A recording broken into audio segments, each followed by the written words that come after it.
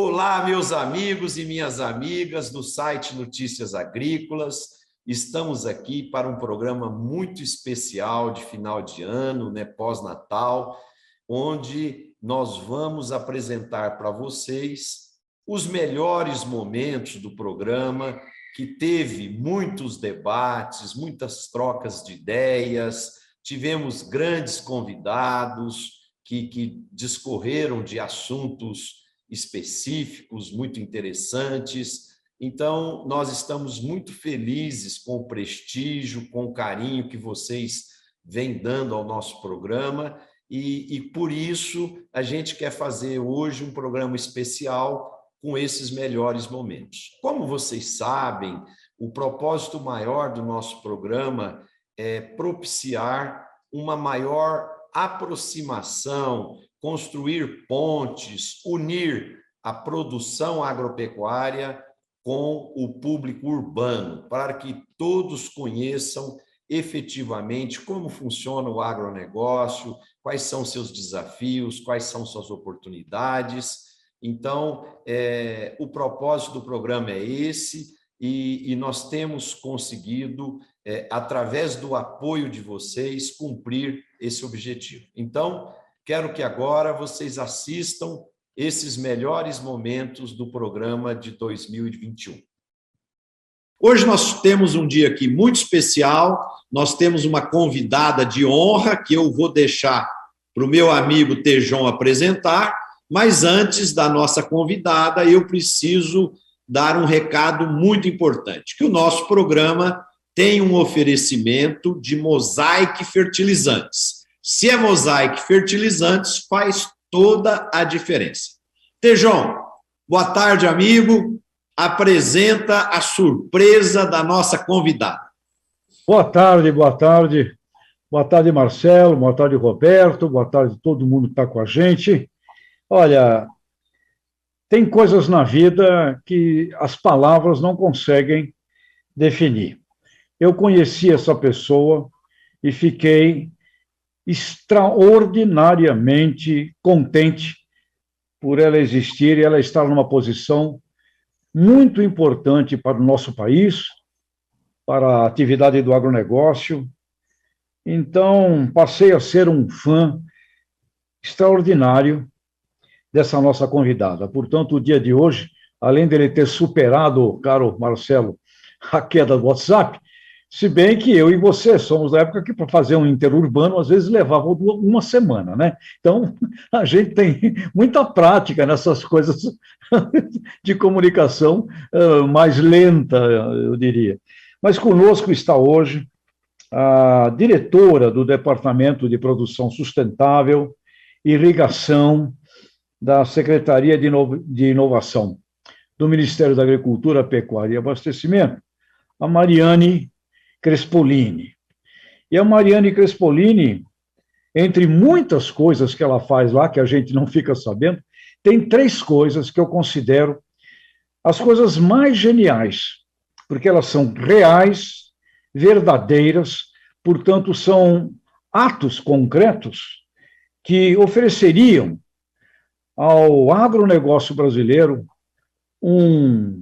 uma veracidade simplesmente espetacular de imagem, de comunicação, e que a gente precisa comunicar muito mais, que é o Plano ABC+, Agricultura de Baixo Carbono, que é o Pronasolos, um conhecimento dos solos brasileiros, não só do setor agrícola, mas eu sou santista, e sempre tem dramas imensos com a dragagem do canal de Santos para que navios de maior calado passem por ali. Aí, conversando com a Mariane, o pessoal de Pronasolos, isso tem a ver com esse nosso trabalho também.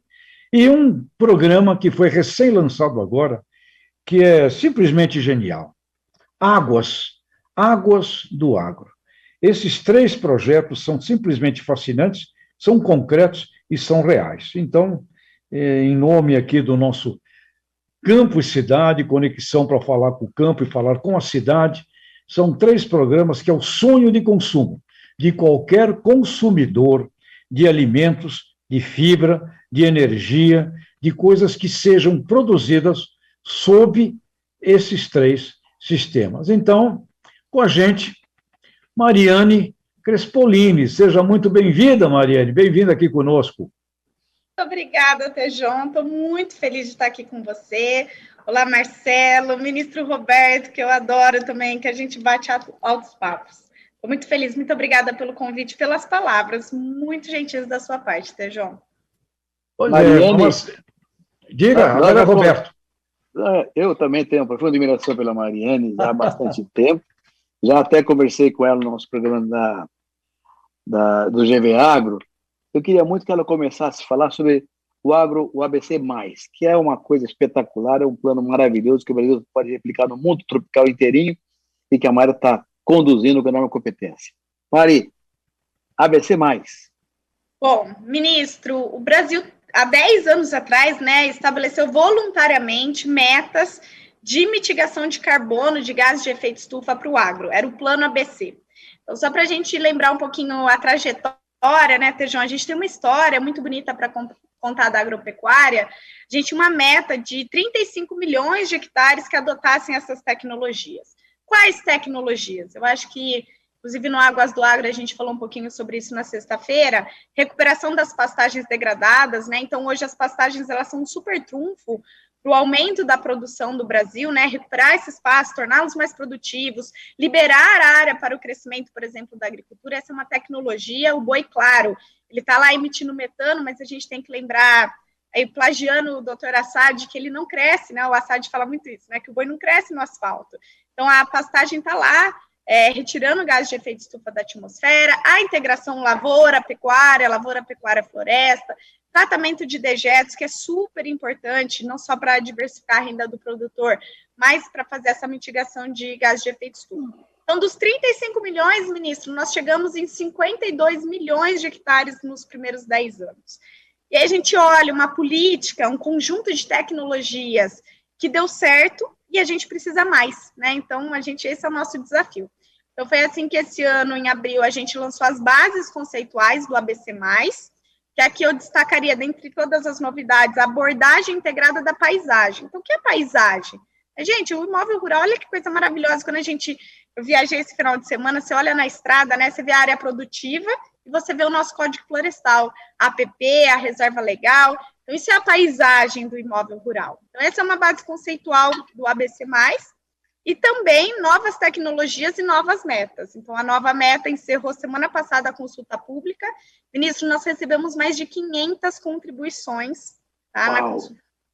Incrível, Minha equipe está agora trabalhando para fazer a resposta, todos os pontos, A gente tem que responder por que aceitou, por que não aceitou, se mudou, se não mudou.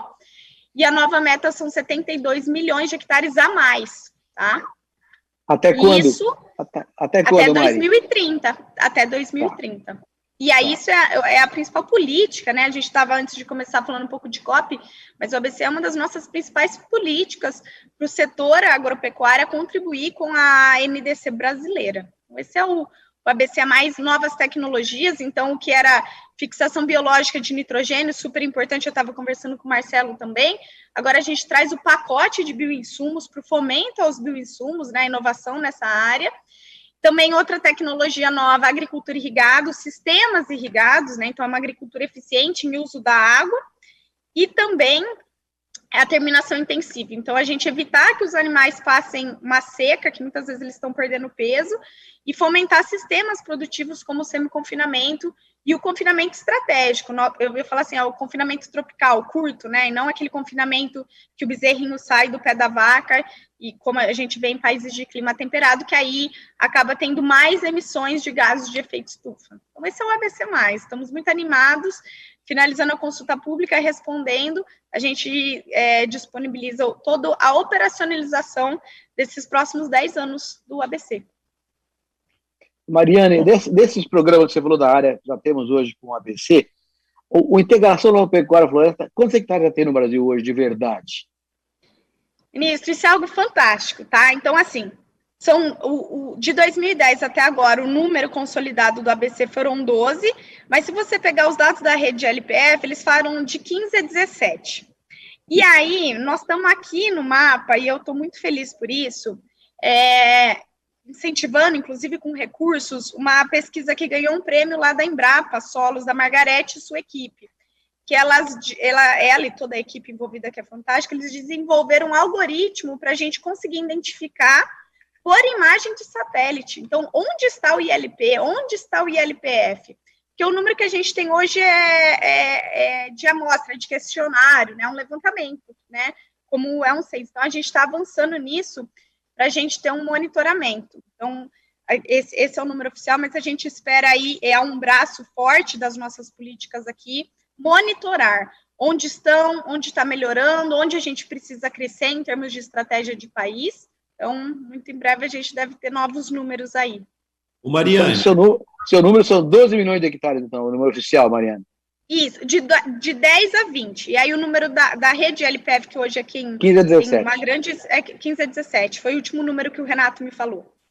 Ok. O Mariane, um sonho que os agricultores têm é de que o mais breve possível possa ser medido, né, quanto de carbono que a lavoura de soja, ou de café, ou de milho, ou a pastagem, não importa, consegue retirar do meio ambiente para aquilo um dia gerar um crédito e, ao mesmo tempo, que aquela indústria química que joga carbono no meio ambiente, que ela um dia vai ter que pagar para repor aquilo que a atividade agrícola retirou de carbono do meio ambiente.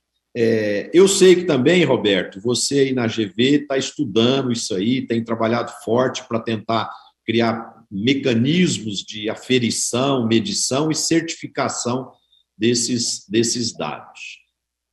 Na visão de vocês, quantos anos ainda nós vamos gastar para chegar nesse momento? Posso começar? Pode? Claro, Mário. Marcelo, eu estou com os documentos aqui. Então, assim, essa foi uma entrega que a gente fez em abril. Nós temos, não é exaustivo, não é o final, mas a gente tem aqui um pontapé muito importante. O que eu tenho na minha mão? Isso são coletâneas. Então, a gente lançou 2 coletâneas, uma de pecuária e uma de agricultura, e o título dela é Fatores de Emissão e Remoção de Gases de Efeito Estufa na Agropecuária, tá? Uhum. E a gente ficou muito feliz, porque a gente conseguiu reunir aqui o trabalho científico de quase 400 pesquisadores, tá? Da Embrapa, pesquisadores internacionais, pesquisadores da Exalc, como que a gente pediu, né, esse material, Marcelo? Aqui na minha frente, por exemplo, olha, eu tenho um modelo. Então, aqui eu fiz uma conta, considerando as 2 coletâneas, tem 10 mil páginas de artigo científico aqui, que eles estão resumidos, no máximo, em 2 páginas. Então, tem a introdução que o autor fez, aí ele coloca os resultados. Então, aqui eu abri, sem querer abrir numa página aleatória, então tá aqui, ó. Estatísticas de carbono no solo. Então, o solo é onde a gente sequestra carbono, né? O professor Serri da Exalc tem várias pesquisas sobre isso. Em sistema de ILPF, que a gente falou antes, em Paragominas, tá? Então, aqui é um exemplo, aí eles trazem os resultados, trazem desafios, e eles, muito importante para a gente pediu que os pesquisadores trouxessem soluções. Então, eu tenho para Paragominas, eu tenho para o sul do Brasil, eu tenho para o Pampas, eu tenho para o Pantanal. Então, Marcelo, é um avanço que a gente tem na ciência, né? Mas, assim, a ciência tem avançado muito. 10 anos atrás, os fatores de emissão que a gente tinha eram muito menos, e já no último inventário nacional, que a gente entregou em dezembro para o UNFCCC, para agropecuária nós utilizamos fatores tropicais. Então, antes a gente utilizava fatores que o IPCC determinava. Então, a gente já tem aí um avanço, e eu queria aqui dar os parabéns aos pesquisadores que estão envolvidos no tema, dos nossos fatores de emissão e remoção. Mas, claro, um país continental, e aí eu tenho certeza que o ministro Roberto tem muito a complementar nisso, a gente precisa avançar mais, tá? Então, a agricultura irrigada foi uma tecnologia nova no ABC, e é algo que a gente precisa avançar em quais são esses fatores. O Marcelo, a Mariana já colocou o tema da maneira mais importante, da maneira geral. Não é uma coisa difícil de fazer isso aí. Você fazer a medição, do que sequestro de carbono, do CBI de carbono, não é difícil, mas é demorado, toma muito tempo, é muita tecnologia envolvida nesse processo todo, fazer os cálculos. Ou melhor, os cálculos são factíveis, mas toma tempo. E é uma coisa interessante. A Mariana falou aí agora, falou Paragominas no sul do Brasil. A soja sequestra carbono no Mato Grosso de uma forma diferente do que no Rio Grande do Sul. Então, tudo isso vai implicar trabalhos exaustivos que nós temos que fazer. O importante é ter isso claro, e a Mariana trabalhando nisso com todo aquele Ministério e a Embrapa também, para que a gente não seja obrigado a engolir as métricas dos países temperados. Ela falou claramente agora, somos um país tropical, então a nossa métrica é diferente da métrica temperada. Então tem que ter os números muito claros, bem desenhados, caracterizados, para ir à mesa de negociação com ciência na mão, e não com achismo. Então, o trabalho que ela está fazendo lá no Ministério da Agricultura, com a Embrapa, nós estamos ajudando bastante aqui na GV. E aí, só complementando, desculpa, Marcelo, pegando o que você falou do mundo, ministro, esse material está sendo traduzido e nós vamos levar pela FAO, a gente fez uma parceria, a FAO traduziu o documento e a gente vai levar isso para a COP, inclusive para que outros países de clima tropical que não tenham seus fatores, tenham aqui referências de fatores próprios de uma produção tropical. A gente tem acesso a isso, Mari? Tem, em português já tá público no site do mapa. Eu posso te mandar o link depois, ministro. Por favor. Eu, pessoalmente, eu tenho uma crença muito grande de que, em poucos anos, o agricultor, quando ele estiver fazendo a planilha dele de receitas, ele vai ter lá, um exemplo, produtividade de soja, 70 sacas. Valor da saca de soja, sei lá, R$180. Créditos de carbono, X reais, receita total por hectare, Z reais, né? Isso vai fazer parte das nossas vidas em breve e vai ser uma fonte de receita muito importante para o agricultor brasileiro. Pois é, João. Concordo, eu acho que, Marcelo, o agricultor, como o Roberto outro dia bem me lembrou, né? Ele é um vendedor, só que ele não põe preço na mercadoria. Eu estou imaginando que a precificação da mercadoria dele será avaliada por N fatores nos mercados mundiais a partir desses fundamentos aí que a Mariane também está representando. Eu gostaria de partir para o segundo ponto, que é outro trabalho que se acopla ao ABC+, que é o Pronasolos. Me parece que aqui, como não sendo agrônomo nem nada, mas me parece que o solo, a terra, né, o chão, parece ser a mãe de todas as coisas. O que o Pronasolos, como é que ele é? E como nós temos, inclusive, aqui um elo com um cliente nosso, né, Mosaic, tem a ver com o mundo de fertilização, de enriquecimento do chão, do solo, etc. O que é o Pronasolos e como que a gente pode tirar proveito imediatamente desse conhecimento, Mariane, aqui no Brasil? João, o Pronasolos é o Programa Nacional de Informações de Solos. E aí, aqui, só para a gente pôr num contexto, hoje o Brasil não conhece o seu solo como deveria, no nível de detalhamento que precisaria. Então, hoje, detalhadamente, na escala necessária, a gente tem informações de solo que os Estados Unidos tinham na década de 80. Tá? Então, isso tanto é verdade que o TCU ele fez um acórdão determinando isso. Olha, o Brasil não conhece, e foi assim que surgiu, né? Os pesquisadores já vinham avançando muito nesse assunto e na importância de solos. O que é o Pronasolos? Então, ele tem o objetivo de levantar as informações de solo, mas eu brinco assim, quando o programa é muito grande, a gente tem que cortar ele, né, para a gente fazer nas pequenas entregas. Então, a gente vai a campo, né, futuramente aí, para ir lá, cavucar a trincheira e fazer a análise do solo para ter as informações detalhadas. Conversei muito aqui com a minha equipe, o nosso objetivo é a gente chegar nessas informações a nível de propriedade rural, né, então que cada produtor tenha lá a sua informação. Mas a primeira entrega foi a gente reunir, Tejon, o que já existe no Brasil. Então, o IBGE tem um trabalho maravilhoso, a Embrapa tem, a UFLA tem, a Exalc tem. Então, a gente conseguiu entregar no final do ano passado, no Dia Mundial do Solo, a plataforma Pronasolos. Então, é a primeira vez que o Brasil tem um sistema único de informações. Então, Tejon, eu acho que se eu pudesse destacar aqui a governança. E aí, você sempre fala da importância dos líderes, né? Eu tenho uma pessoa que você conheceu na semana passada, a Soraya, que é a líder do Pronasolos hoje aqui na minha equipe, e ela, junto com a Embrapa Solos, com uma equipe maravilhosa, conseguiu agregar instituições. Então, o Pronasolos hoje a gente está falando de 30, 40 instituições que estão envolvidas reunindo as suas informações de solo, Tejon. Mas, né, e aí, pegando um pouquinho do que você provocou, ele é um programa de 30 anos, tá? E a gente precisa desse apoio da iniciativa privada. Então, a gente também está fazendo esse desenho para ver como a gente cria um fundo no sentido da... E aí nós estamos pensando, contando muito com o apoio do jurídico, para que a iniciativa privada possa ajudar também o Estado brasileiro. Porque essas informações, elas são essenciais. Vou dar 2 exemplos, tá? Primeiro, o ZARC, o zoneamento de risco climático. Então, o solo é a base para você falar assim, olha, você planta essa cultura nessa região, nessa época, e seu risco de quebra de safra é mínimo. Esse é um ponto. Bem pontual, mas que a gente precisa avançar na informação de solo. E o segundo, gente, nós estamos falando de carbono, e aí, Marcelo, pegando a sua fala, gente, qual é o carbono no solo? Então, a gente tem que ter isso medido.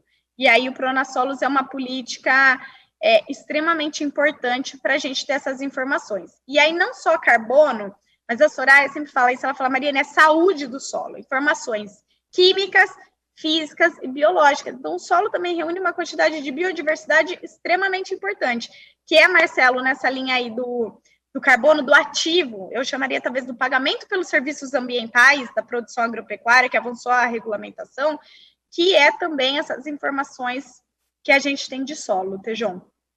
Aqui, Mariane, eu acredito que tem um componente extremamente importante, que é como o Tejon disse lá no começo, e você também reforçou, que o solo é a base de tudo, é a mãe de onde tudo começa, né? E a gente percebe que grande parte dos agricultores tem uma consciência muito grande sobre a relevância do solo, sobre esses componentes químicos, físicos e biológicos. Agora, existe uma parte que ainda não tem essa consciência de conservação, de atitudes agronômicas que são necessárias para a manutenção da qualidade plena do solo, né? Então, eu acredito que também um desafio que nós temos aqui no país é criar essa consciência a todos os níveis, que sem solos muito bem cuidados nas questões físicas, químicas e biológicas, nós nunca iremos atingir aquela plenitude de produtividade que a genética possibilita hoje e também pela qualidade da nutrição que as plantas podem receber para obter alta produtividade, né? Então, essa importância do solo é fundamental, que há essa consciência em todos os empresários rurais para que a gente chegue nessa plenitude. Tejon e Marcelo e Mariane, a provocação do Tejon é tão importante que eu até aqui arrepiei com o tema do passado, Tejon. Antigamente, quando eu era jovem, portanto, há 50 anos, 60 anos atrás, o Agronômico de Campinas tinha uma revista, chamada Bragança, que tinha uma máxima, dizia o seguinte: o solo é a pátria, preservá-lo é engrandecê-la. Olha só, Tejon, como está atualizado. É isso aí. Genial. Mas viu, Tejon, Marcelo, Mariane, voltando ao tema da COP e ao teu trabalho, Mariane, é uma preocupação muito grande as discussões agora sobre carbono zero, ou neutralidade de emissões, etc. A diferença entre nós, a Europa e os Estados Unidos é muito grande, viu, Tejon, Marcela? A Mariane sabe disso muito melhor do que eu, mas eu vou me atrever a falar uma coisinha aqui agora. Eles têm lá, na Europa, sobretudo, 2 grandes problemas, que são a matriz energética e a matriz de transporte. A matriz energética deles tem ele tem 14% renovável, nós temos 48% renovável, então nós não temos problema na matriz energética. Transporte, todo transporte é combustível fóssil. Nós aqui estamos décadas à frente com agroenergia, com biocombustíveis, etc. Então, esses dois temas que são centrais para a Europa não são importantes para nós. Para nós, o importante é o que a Mariana está fazendo. O uso do solo. É muito relevante esse trabalho que ela está fazendo e essa identificação toda do solo brasileiro, inclusive os biomas, né, Mari? Os biomas nem são explorados ainda, para a gente poder mostrar que usamos o solo de maneira adequada. Muito bom, Mari. Parabéns, viu, bem? Parabéns, mais uma vez. E, Roberto, e aqui tem um viés interessante, por exemplo, do mesmo jeito que a medicina está descobrindo a importância das bactérias, dos micro-organismos em todo o processo da vida, que são importantes no funcionamento do corpo humano, né? Cada vez mais a agronomia e a pesquisa têm descoberto a importância dos micro-organismos para potencializar a alta produtividade do solo, né? Então, cuidar desse solo com carinho é cuidar da vida. Olha, solo e água. Solo e água, né, Tejão? Sem dúvida. E Roberto, Marcelo, Mariane, eu estou me lembrando de uma ação estratégica dos americanos para aumentar a venda de peras. E isso já tem 25 anos. E eu me lembro que eles fizeram aqui no Brasil, nos supermercados brasileiros, materiais de ponto de venda com as US Pears, as peras dos Estados Unidos, e um dos cartazetes, nas gôndolas das peras americanas, dizia: peras produzidas em solos especiais vulcânicos da região lá de Seattle. Elevam a saúde da fruta e de você. Olha, essas peras nessa gôndola, mais caras do que as peras do lado, é as que mais giravam. E eu não estou falando de supermercados de zona de ricos, não. Eu vi isso em supermercados do Nordeste, feito pelo pessoal do USDA aqui de São Paulo, né, que tem aqui um braço de promoção das commissions americanas. E agora eu estou me lembrando, essa coisa do solo não vai ser só para os agricultores, vai ser um diferencial de decisão de consumidores, né? O solo mais saudável, implicando em mais saúde para quem consome os derivados daquilo. Isso é fantástico. E vem agora, né? Você mencionou, Roberto, o assunto da água, né? Porque acho até que sem essas coisas todas a água não vai. E a Mariane foi responsável por apresentar, Mariane, se não me engano, há 2 dias atrás ou 3, você é que apresentou esse programa Águas do Agro, que eu acho que forma uma trilogia aí do ABC+, do Pronasolos e Águas do Agro. Então, conta para a gente o que é essa coisa aí de Águas do Agro. É o agro produzindo água também, Mariane, é isso? Exatamente, Tejão, é o que o Roberto falou, né? Então, gente, solo e água, eles são indissociáveis, né? Como que eu produzo água? No solo, né? O ciclo hidrológico da água no solo. Então, esse é o coração do programa, então é justamente conservando o solo, produzindo água, tá? Então, hoje, e aí quando a gente está falando de monitoramento, né, Roberto, a gente tem que olhar também, a gente tem trabalhado muito aqui no Ministério, saber onde estão os nossos problemas. Então, no Pronasolos, a gente tem regiões onde a gente sabe que há mais risco de erosão. Por quê? Quando o solo não é manejado direito, você tem processos como erosão, compactação, perda de fertilidade, o declínio da fertilidade do solo, tá? Quando isso acontece, é batata. Você vai ter problemas com recursos hídricos, né? Então, esse solo, ele vai para um rio, para um corpo hídrico e vai causar assoreamento, uma série de outros problemas. Então, a gente tem que pensar na solução. O que é o Águas do Agro? Ele é um programa nacional de microbacias, e aí, Marcelo, eu vou pegar um pouquinho da sua fala, sabe? Nós não estamos inventando a roda, tá?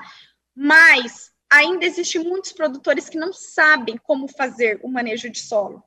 E isso que você falou, sabe, Marcelo, eu vejo assim, quando você capacita, quando você leva assistência técnica, e aí você traz uma ferramenta de política pública, como é o caso do crédito rural, você ensinou esse produtor, você deu condições dele fazer, ele vai adotar, porque essa conservação desses recursos naturais vai aumentar a renda dele, e vai trazer o que o Tejão falou, a agregação de valor aos seus produtos.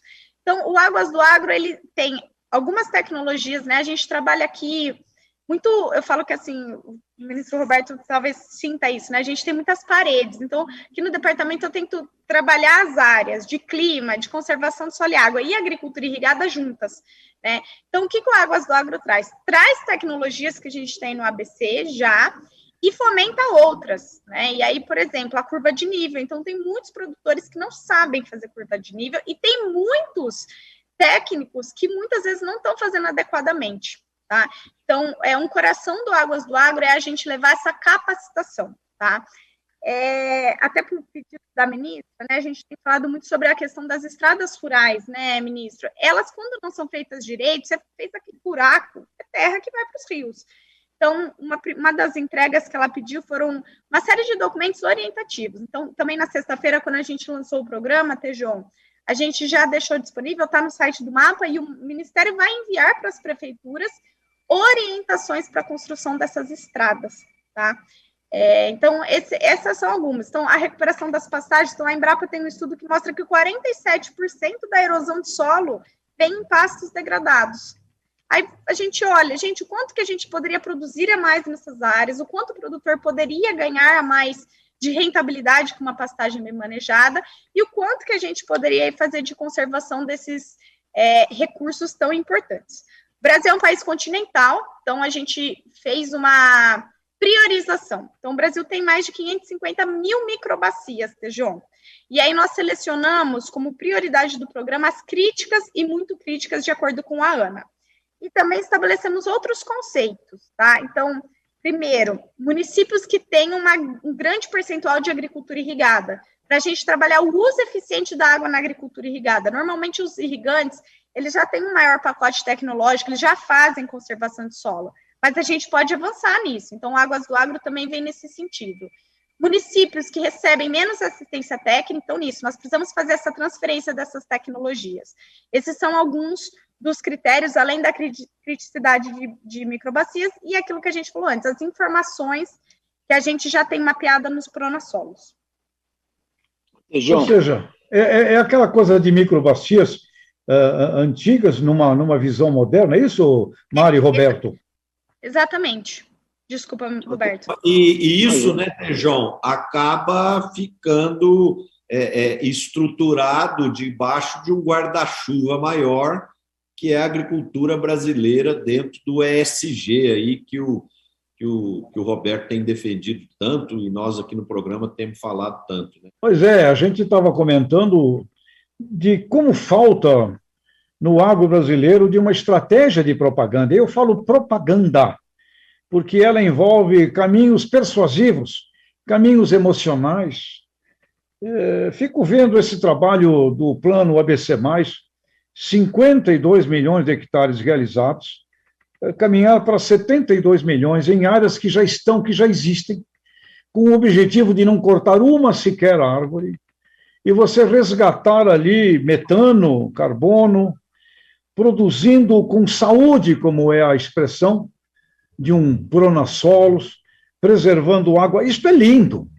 A Mariane tem tido o carinho de participar de uma aula para alunos internacionais, num programa que a gente tem com a França, onde tem alunos do mundo inteiro que participam lá na FECAP, com uma audiência lá de Nantes, da França. Esses alunos, quando veem a apresentação da Mariane, eles mandam depois um feedback assim: meu Deus, o Brasil não merece a imagem que ele tem. Eu ouço ouvir isso dos alunos, Roberto, Marcelo. O Brasil não merece a imagem que ele tem. Tem algo de muito errado aí para que ele tenha uma imagem, porque o que nós vimos da Mariane apresentando é simplesmente genial. E tem uns alunos de lugares desenvolvidos, um aluno do Canadá, por exemplo, quando a Mariane mostrou que estamos fazendo ILPF, onde tem árvore, ela não acreditava. Não, não é possível, isso não existe no Canadá. Ou é árvore, ou não é árvore, ou não é. Então, eu fico, por um lado, Roberto, Marcelo, Mariane, como profissional de marketing, eu fico indignado. Como é que a gente não reúne um dinheiro? E tem que ser um dinheiro que dê para fazer, não pode ser. Tem que ser uns 100 milhões de dólares, que não é nada perante o faturamento do que a gente tem, do que pode ver, para a gente comunicar com as pessoas do mundo, mostrando no Brasil, aqui, mistura de raça, tem mistura de italiano com alemão, com espanhol, com japonês, com negro, com o diabo, e aqui essa galera tropical está fazendo isto assim, com amor e tal. Puxa vida, que oportunidade gigantesca de propaganda boa, na veia. Ao meu lado hoje, nós temos o Roberto Rodrigues, o Zé Luiz Tejon e um convidado muito especial, o Ricardo Arioli, que é lá do Mato Grosso, de Tangará da Serra, que tem propriedade em Campo Novo dos Parecis e que representa a Comissão de Cereais, Oleaginosas e Fibras da CNA. E o Ricardo Arioli está hoje diretamente da Escócia, lá do evento COP26, para contar para nós as últimas novidades, as decisões que estão sendo tomadas nesse evento tão importante para o futuro da terra e também para o futuro do agronegócio brasileiro. Ricardo, para você aí, boa noite, para nós aqui, boa tarde. Seja bem-vindo, amigo. Bom, boa noite para vocês, boa tarde aí para o público que nos acompanha. Olha, hoje é um dia muito especial para mim, hein?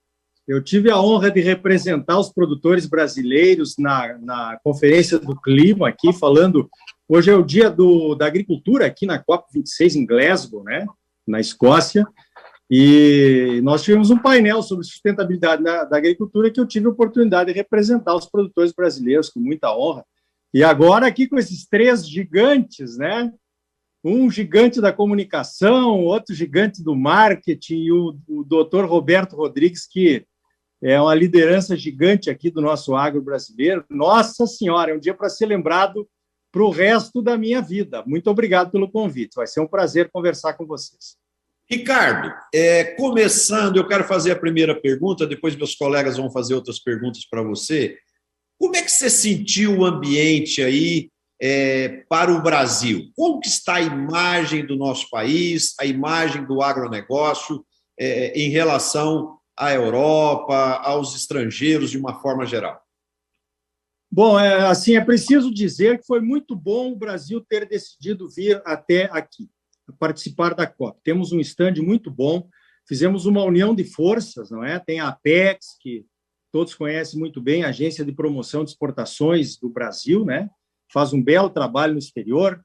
Temos a CNA participando, junto com dois ministérios, o Ministério do Meio Ambiente e o Ministério da Agricultura. Então, foi muito bom, porque quem não está na mesa de negociações vira prato, né? Os caras devoram a gente. Vocês sabem como que é uma COP, né? O Brasil sempre tem, nos últimos... Essa é a minha quarta COP, a primeira que eu participei foi de Bali, né? Deve ter sido lá em 2007, por aí. E a gente tem... Aquele discurso contra o nosso agro sempre o mesmo. Estão destruindo a Amazônia para produzir mais. Não é, nós sabemos que isso é uma inverdade, de muito tempo, mas se a gente não participa e não conta as nossas experiências, a gente não pode rebater essa inverdade com a nossa verdade, que está cada vez melhor, né? Depois eu quero falar aí sobre aonde que nós chegamos com o nosso agro e quanto orgulho nós temos de estar aqui numa conferência onde nós deveríamos ser os vilões, mas quem presta atenção realmente no que nós temos para entregar, no que nós estamos trazendo aqui, vê que a nossa história está muito diferente daquela da COP de Bali, que foi a primeira que nós conseguimos participar. Legal. Ô, Ricardo, eu fui no Rio 92, quando começou toda essa conversa aqui, ainda na OCB, quando estivemos juntos criando a ProSoja, a Associação de Soja, lá no Mato Grosso, com Gilberto Gellner, de grande valor. É um prazer encontrar com você aqui, Ricardo Arioli. A minha pergunta é a seguinte. A minha pergunta, Ricardo, o tema, digamos, capital, é o tema de mercado de carbono, né? Como é que está? Está avançando isso? Eu vejo pela mídia que há uma certa dificuldade, algumas diferenças entre países. Como é que está sentindo a expectativa do mercado de carbono? Como é que a coisa vai avançar? Então, doutor Roberto, as negociações a respeito desse pagamento pelo carbono, elas estão acontecendo ainda. E as negociações mais importantes estão acontecendo agora, nesta semana, nessa última semana, né? A semana passada foram as preliminares. Nós temos gente competente aqui, capacitada, né?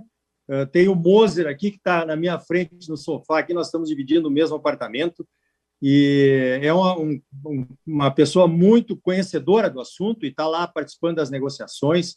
Então, ainda é uma incógnita.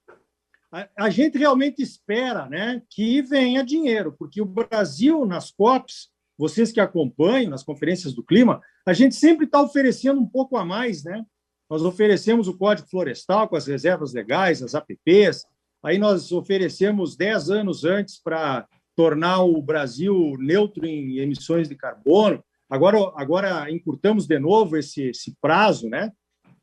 Mas quem tem que botar o dinheiro na história, aí, que são os maiores poluidores mundiais, o dinheiro não aparece. Então, a gente espera que realmente esse carbono seja valorizado de alguma forma e de outra.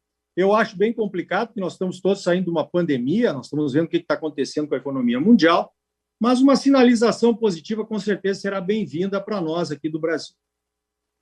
Ricardo, eu tenho conversado com algumas pessoas aí, inclusive tem um técnico da Getúlio Vargas aí, que é o Daniel Vargas, deve estar acompanhando um trabalho, é muito craque da nossa área, vai ser responsável pelo Observatório da Economia também na GV, mas a pergunta então é a seguinte, quando for definido esse mercado de carbono, quais sejam as variáveis e os valores, alguém tem que tomar conta disso, né, Ricardo? Tem que ser criada uma instituição. Como é que você vê isso aí? Vai ser criada uma nova instituição para cuidar desse processo todo, as relações dos países, o dinheiro como é que vai sair, fluxo de capitais. Vai ter que ser criada uma nova instituição, tipo FAO, tipo OMC, uma nova organização de caráter global? Olha, eu espero que sim, né? Porque nós teríamos que separar essa questão toda aí. Senão a gente fica na questão só na questão política e nós temos que ir para a parte prática, né? Inclusive, nós tivemos algumas conversas aí com o pessoal do Ministério da Agricultura, da Embrapa, e eu acho que a FGV vai ser importante também, até nós poderíamos, depois, na volta, doutor Roberto, vamos marcar uma reunião sua lá na Comissão de Cereais, Fibras e Oleaginosas para tratar desse assunto, né? Vamos trazer o Ministério da Agricultura. Eu vejo, doutor Roberto, que nós temos muitos esforços que estão puxando a corda para lados diferentes, que querem medir o carbono, querem ter um projeto de carbono para chamar de seu. E o Brasil não pode ser assim. Nós temos que encaixar um projeto brasileiro, onde todos puxemos a corda para o mesmo lado, né? A FGV, o pessoal da Exalc, o pessoal da Embrapa, todo mundo que está tentando fazer, a Bayer, né, que é uma empresa que está presente aqui também, tem o seu próprio projeto de carbono, mas a medição do carbono, pelo menos, nós teríamos que chegar num acordo para que fosse um critério só, né? Essa é a minha opinião. Tem razão. A métrica tem que ser calculada de maneira justa, né? Para que o problema da economia verde, ou da nova economia limpa no mundo, não seja um fator a mais de protecionismo, né, Ricardo? Isso que é a nossa preocupação, né? Não queremos mais protecionismo contra nós, né? Exatamente. Depois, se a gente vem com cada um com uma métrica, não, compra de mim porque a minha métrica é melhor. Não, a nossa competição não pode ser interna, né? A nossa competição tem que ser com outros países ou com outros produtores, se for a questão do carbono do agro, né? Mas não internamente. Isso seria lamentável para nós aqui. Arioli, primeiro, parabéns pelo teu trabalho aí de consciência que você faz aí na comunicação. Parabéns.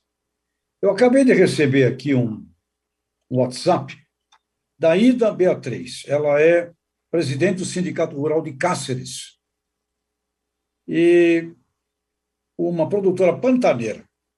Então, enquanto a gente fica aí discutindo um monte de coisa, A Ida é um exemplo, me mandou aqui uma mensagem, está fazendo um trabalho aí de carbono, carbono neutro, está fazendo um trabalho junto com frigoríficos, junto com supermercados, está fazendo um trabalho que é o sonho de consumo de todo mundo que fica falando lá na COP26. E você, que gosta muito da comunicação, a pergunta que eu tenho é: o Brasil não precisava pedir nada a ninguém. A Ida me mandou aqui uma mensagem de tudo que ela está fazendo, e está fazendo. Quer dizer, ela não está pedindo, ela está realizando tudo que é o sonho de consumo do consumidor planetário. Mas por que nós, Arioli, agora você vai me ajudar, por que a gente não consegue dizer a realidade que a gente tem? Eu acho que nós somos, com aquela história do Chacrinha, quem não comunica se estrumbica. A Ida Beatriz, presidente do Sindicato Rural de Cáceres, pecuarista pantaneira, olha como ela se descreve, pecuarista pantaneira, fazendo carbono neutro, fazendo acordo com os frigoríficos, com supermercados, participando. Ou seja, Arioli, caramba, né?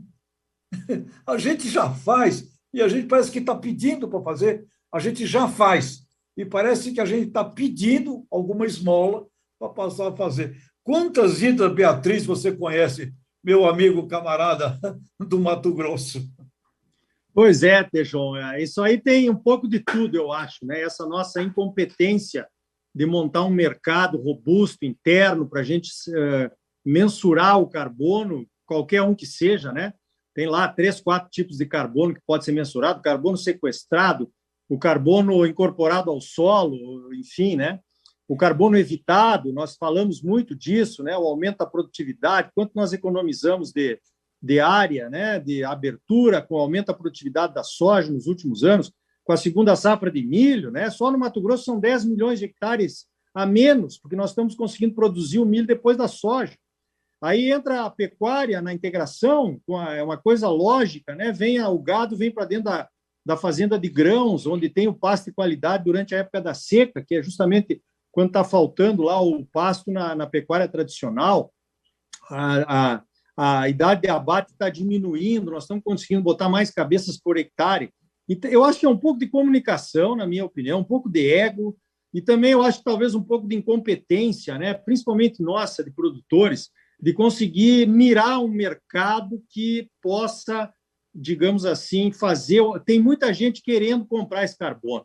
Nós não estamos conseguindo chegar lá nesse comprador. Então, essa é a pergunta, né? O que fazer? Eu acho que essa seria a resposta que nós teríamos que dar. Eu acho que aqui, Tejon, um ponto que eu acho, assim, na minha visão, aqui não é a questão de pedir. Eu acho o seguinte: o cliente, que é o mundo desenvolvido, ele está cobrando determinadas posições das diferentes nações. Quem polui tem que pagar para quem sequestra carbono do meio ambiente. Então, aqui não é uma questão que eu acho de pedir, é uma questão de fazer justiça. Do mesmo jeito que eu pago o profissional que vai ali e faz um trabalho para mim, na minha opinião, os países desenvolvidos que poluem mais o meio ambiente aqui da Terra, eles vão ter que pagar para os países que sequestram carbono. Não sei se vocês concordam. Claro, mas o problema, Marcelo, acho que o que o Tejão está se referindo é o fato de que a gente comunica, mas as pessoas ouvem o que querem ouvir, e não a verdade. O Arioli participou do evento lá, até quero perguntar a ele, como é que foi o evento da agricultura hoje? Porque a verdade é a seguinte: nossa agricultura é sustentável, o mundo inteiro sabe disso, mas mercado é mercado, então nem sempre o fato é o que importa mais é a versão do que o fato. E as pessoas querem ouvir aquilo que interessa a elas, e não que interessa a nós, somos concorrentes. Esse é o problema. Você fala, explica, o cara não ouve. O cara não ouve o que você está dizendo. Ele ouve o que ele quer ouvir, que é um negócio a favor dele e contra nós. Ariola, como é que foi hoje o evento da agricultura? O que você me conta? Olha, o evento foi muito robusto, muito robusto. Nós tivemos, o Brasil montou 2 estandes, um em Brasília, né?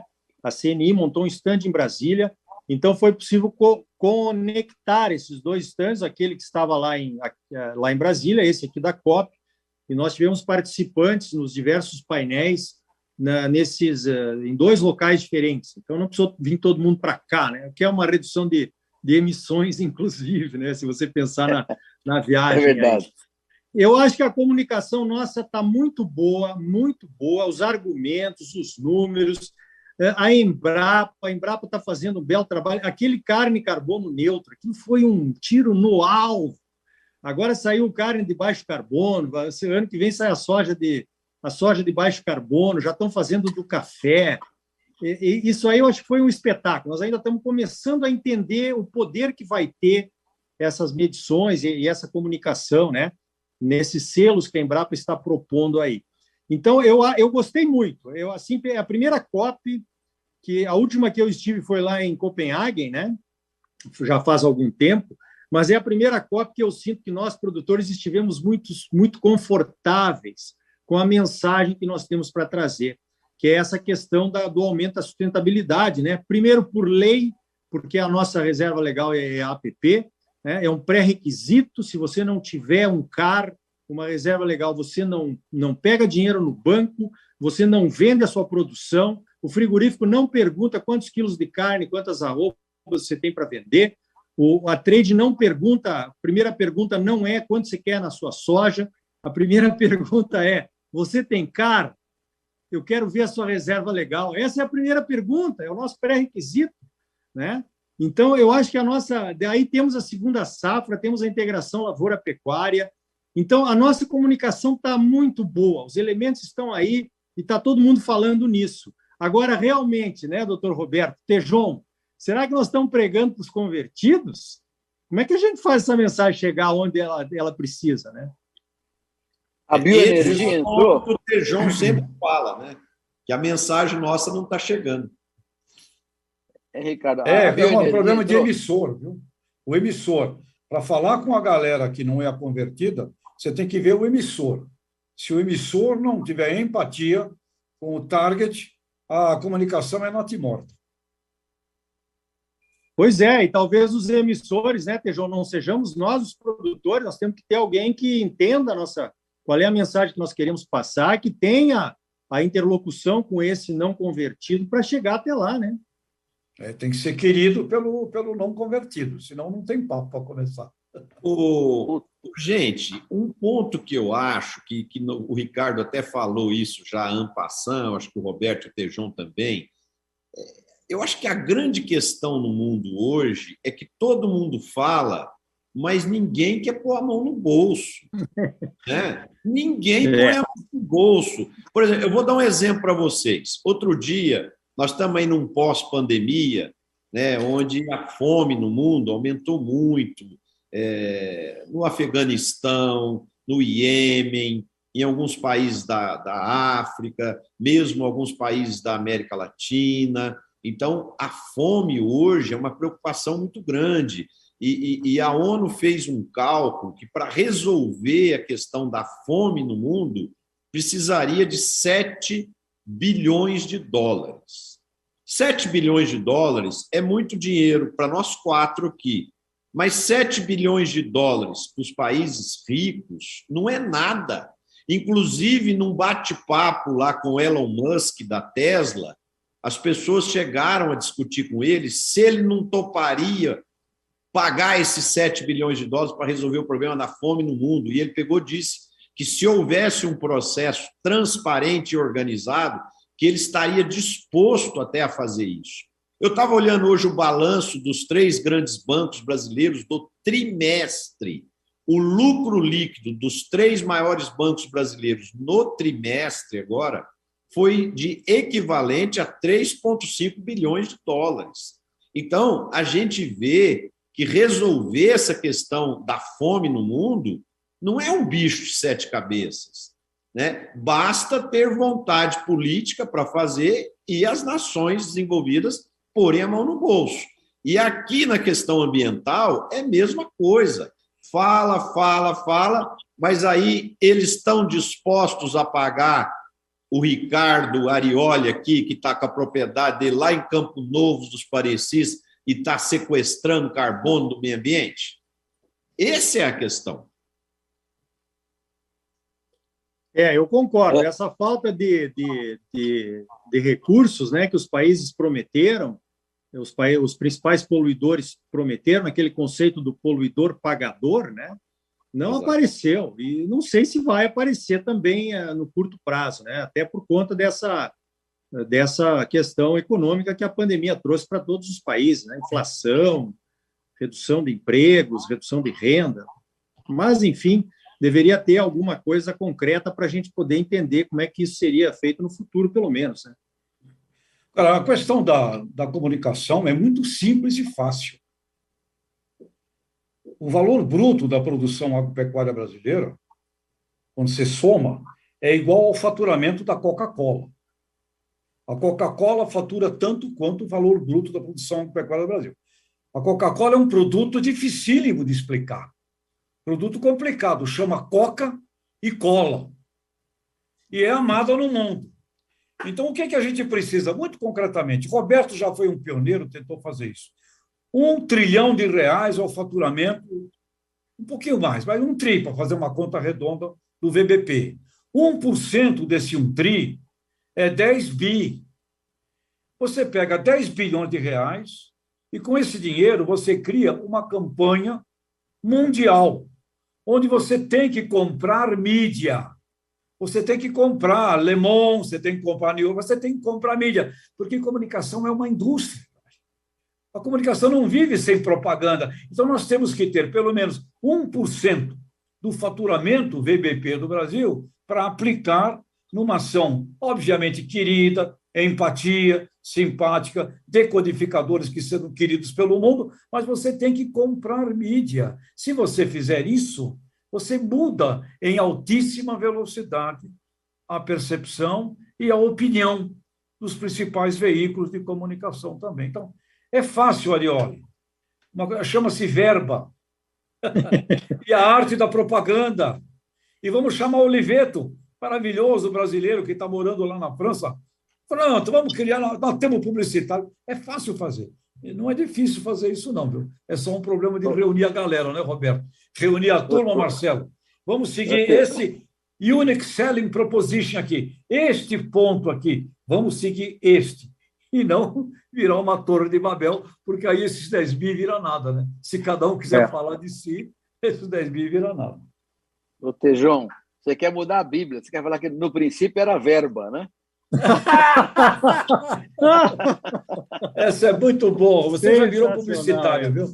Ei, Roberto, no princípio era verba, não era o verbo. O melhor cara de marketing do país no agronegócio é Roberto.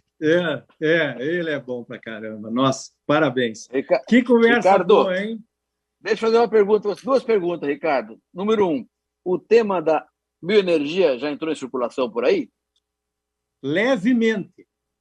Hoje, em alguns momentos ali, nós tivemos algumas apresentações, porque vai entrar, né? Agora, vocês devem ter visto que o Brasil foi um dos vários países que assinaram um compromisso extra-COP a respeito da redução de emissões do metano, né? Sim. O pessoal está meio preocupado. Eu não estou preocupado. Eu acho que o que está acontecendo na nossa pecuária nacional, aí, com a integração, a melhoria das pastagens, a diminuição do tempo de abate, isso aí já é uma redução de emissões de metano da pecuária, né? O pessoal faz essa relação aí, que o metano é só pecuária, mas não é, né? Mas, de qualquer forma, eu acho que o metano, para gerar energia, ainda é uma fonte inexplorada aqui no Brasil, né? Mas tem o negócio do biocombustível, etanol, biodiesel, etanol de milho, agora está crescendo muito no Mato Grosso, espetacularmente no Mato Grosso, né? Bioeletricidade, enfim. O tema da matriz energética brasileira realmente é um tema que tem que ser bastante destacado, né, Arioli? Agora, deixa eu fazer uma pergunta chata para você. Você está aí no meio do fogo aí, tá certo? Qual é o teu sentimento? Você tem um sentimento de resultado, de sucesso ou de outro impasse? O que você está sentindo no seu íntimo, aí, no seu coração aí? Boa pergunta. Olha, apesar de eu ter constatado que os nossos argumentos, não é, melhoraram muito, e eu acho que hoje nós temos bons argumentos para mostrar a sustentabilidade do agro brasileiro, né, da agropecuária brasileira, a COP ela é o que é, né? Uma conferência, é uma negociação entre governos, cada um está olhando para si antes de tomar uma decisão. A Austrália mesmo não quis assinar esse negócio do metano, o stand da Austrália está ao lado do nosso, nós fomos lá conversar com eles. O nosso governo tem outras prioridades, a gente não quis assinar. Então, não é bem assim, né? A COP não está aí para resolver, né? A não ser que essa mude. Será que muda? Eu vou devolver a pergunta, doutor Roberto. Será que ela muda? Ricardo, eu estou com a sensação que o governo brasileiro está jogando direitinho aí na COP. Ele está isso sim. apoiando as iniciativas, ele está demonstrando preocupação com as questões ambientais. Então, eu, pessoalmente, estou muito satisfeito com o formato que o Brasil está se apresentando aí. Você teve essa sensação? Sim. Aliás, essa questão do metano, por exemplo, que sofreu algumas críticas aí no Brasil, porque a gente não conhece direito, nós vamos ter que voltar agora e começar a entender o que foi assinado, né? Porque não deu tempo de olhar, da gente analisar tecnicamente o que era isso, né? Mas imagina se o Brasil não assina isso, hein? Você já pensou nessa possibilidade? Olha só o que aconteceria, viria um dilúvio de críticas, né? Ainda mais que o Brasil tem um dos maiores rebanhos do mundo, nós somos o maior exportador, e tem essa pecha aí de pecuária versus Amazônia, né? Então, tinha que ter assinado mesmo. Eu acho que nós estamos jogando o jogo, viu? Foi muito bem colocado, Marcelo. Nós estamos jogando o jogo, sim. Eu concordo com a Arioli, viu, Marcelo? O Brasil fez muito bem de assinar esse documento aí, porque se ficasse fora seria péssimo para nós, mas seria muito pior. Está certinho, Arioli. E também concordo com você, Marcelo. Eu acho que o governo brasileiro mudou o discurso, né? Hoje está lá o Ministério da Agricultura, fez o meio ambiente um trabalho diferenciado, mudou bastante. O Itamaraty também perfilado num projeto de comunicação adequado, a Apex ajudando bastante. Você tem razão, Marcelo. O Brasil está com uma posição bem melhor do que estava no começo, 2, 3 anos atrás. E eu acho que está existindo um aprendizado, né, Roberto, de compor mais, de dialogar mais e tentar evitar o conflito, né? Então, eu acho que a posição do governo brasileiro está muito boa e eu acho que o Brasil vai colher bons frutos aí com a COP26. E aproveitando esse ensejo aqui que nós estamos conversando, o Valor Econômico divulgou hoje uma matéria sobre um trabalho que o Minerva Foods está fazendo com 25 pecuaristas, né, da Colômbia, do Brasil, da Argentina, do Paraguai, sobre o sequestro de carbono. E lá no estudo fica muito evidenciado que quando a pecuária adota tecnologia, faz um bom manejo das pastagens e consegue promover a produção de novilhos precoces, de alta genética, de alta eficiência, a mesma atividade pecuária que hoje é criticada por emitir gás metano e ser, de uma certa forma, contribuir para o aumento dos problemas ambientais que a gente tem hoje no mundo, essas fazendas que estão nesse programa do Minerva Foods, 3 delas, das 25, são carbono negativo, quer dizer. Então, isso dá um alento para nós muito positivo, né? Porque eu acho que depois da COP26 aí vai vir uma nova pecuária no Brasil, onde toda a cadeia produtiva vai ser incentivada, motivada a ter uma nova postura com tecnologia, com adequação ambiental. E eu não tenho dúvida, não, que até 2030 nós teremos aí uma pecuária bastante sustentável dentro dos princípios de ESG. Marcelo, esse tema aí das emissões de metano, a questão é a seguinte: você não pode colocar o boi emitindo metano com o seu processo de gestão. O boi não está emitindo do nada, ele está num ambiente, e no ambiente tem a pastagem. Então, você tem toda a razão. Uma pastagem bem feita, adubada, um agropasto, sequestra muito mais carbono do que o metano emitido pelo boi. Então, realmente, é carbono zero ou negativo até. Isso tem... E o Ricardo Arioli colocou um tema absolutamente central.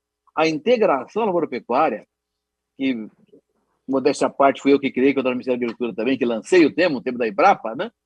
Está modificando a pecuária de fora para dentro. Porque o agricultor que passou a fazer pecuária fez com tecnologia, com gestão, com cálculo de custo. Isso levou a uma mudança de comportamento. A pecuária de Brasil hoje é um dos setores que mais evoluiu nos últimos 10 anos. Então, realmente, o processo de evolução tecnológica, de gestão, no setor é muito grande e nós vamos contribuir, de fato, com esse tema. Agora, precisa fazer aquilo que o Ricardo falou, acabar com a imagem negativa, desmatamento ilegal, invasão de terra, descumprimento de contrato, Código Florestal ser implementado. São temas óbvios. Então, é só fazer isso acontecer que as coisas vão correr positivamente para o nosso lado. Com certeza. Positivo. Eu queria fazer uma observação. Nós tivemos um painelista surpresa para todo mundo hoje, no primeiro painel da manhã. Acho que ainda era madrugada aí no Brasil, né? Infelizmente, pelo fuso horário. Mas é o doutor Rafael de Oliveira Silva, que é pesquisador brasileiro aqui na Universidade de Edimburgo. E ele, veja só, eles fizeram um trabalho comprovando que o pasto de melhor qualidade diminui as emissões. Claro. A carne pode ser um fator, a produção de carne pode ser um fator de diminuição das emissões quando a pecuária é bem conduzida. Tem uma outra questão aí que eu acho que é uma outra variável importantíssima nessa equação toda, que é não é bem uma novidade, mas é algo que está acontecendo com o Senar. É o Programa de Assistência Técnica e Gestão, que o Senar está levando para as propriedades brasileiras. Aqui em Tangará da Serra, já são assistência técnica e gerencial, né? Ajuda o produtor não só com a tecnologia, mas também fazer o gerenciamento econômico da sua propriedade, poder fazer as escolhas de que utilidade, o que ele vai fazer, o que ele vai produzir. Aqui na minha cidade, Tangará da Serra, nós já temos 5 ou 6 grupos de produtores, hortifruti, pecuária de corte, pecuária de leite. Como nós ficamos muito tempo sem uma assistência técnica oficial, olha o Senar entrar nesse vácuo aí, na minha opinião, é muito promissor para levar essas tecnologias aí, doutor Roberto, da integração lavoura-pecuária para o pequeno produtor, né? O pessoal falava hoje que metade dos pecuaristas brasileiros tem menos de 500 hectares, né? E tem que chegar lá no pequeno essa coisa toda, essa revolução. Senão não adianta, né? Sem dúvida, sem dúvida. E isso tudo tem uma versão, ou uma vertente inovadora que é fundamental. A pandemia consolidou uma visão que nasceu no começo do século pela ONU, quando a ONU falou 2050, seremos 9 bilhões, 700 milhões de pessoas, a produção de comida em 60% até lá. Esse tema da segurança alimentar como instrumento de paz, né? A comida do para ter paz, que a ONU levantou no começo do século, na pandemia, tem uma dimensão muito mais forte. Abriu 2 janelas para o futuro, que são segurança alimentar, como o Marcelo falou, e sustentabilidade. E esses 2 temas serão feitos pela agricultura, que vai fazer isso é agricultura, pecuária, é atividade rural que vai fazer segurança alimentar e sustentabilidade. Qual pecuária? A pecuária tropical, aquela que está na América Latina, na África subsaariana, na Ásia, dos grandes países asiáticos, porque é aí que tem terra para crescer e tecnologia para aumentar a produtividade. E o Brasil tem liderança nesse processo. Isso tudo está sendo dito pelo governo na COP, viu, Marcelo? Você tem razão.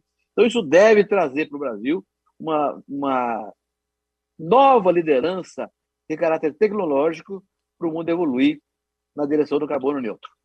Muito positivo. Parabéns, viu, Arioli? Muito obrigado para todos nós, né? Para todos nós. Muito bom.